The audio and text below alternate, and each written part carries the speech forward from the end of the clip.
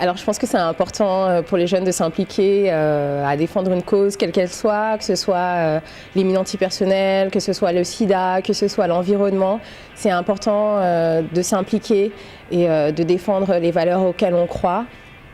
Je m'appelle Roudia Ndiaye, j'ai 24 ans et je suis originaire d'Annemasse, en Haute-Savoie. Le sujet des mines antipersonnelles, c'est un sujet sur lequel j'ai été sensibilisée très tôt.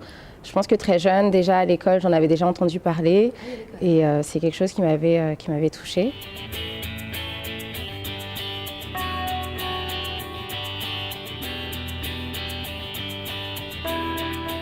On devait faire un discours devant les délégués internationaux, justement, pour leur dire que nous, les jeunes, étions là et qu'on était bien présents et qu'on comptait poursuivre encore le combat contre les mines antipersonnelles encore longtemps.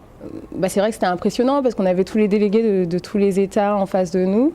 Voilà, quoi, on était venus dire sans complexe ce que les jeunes pensaient. Et, c'est du plaidoyer, c'est-à-dire travailler à ce que les gouvernements s'engagent à aider financièrement les pays les plus affectés par les mines ou par les basmes, en termes de déminage, en termes d'assistance aux victimes.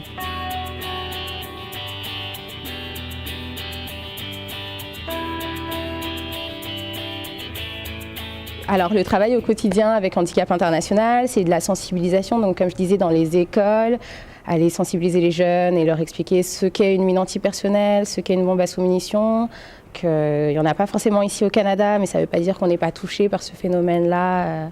Ouais, ils sont très très réceptifs. C'est toujours touchant quand tu demandes à un jeune de toucher sa jambe ou de toucher son bras, puis t'imaginer que son membre n'est plus là. Il y a toujours une réaction assez violente et je pense qu'ils prennent conscience que c'est un problème important.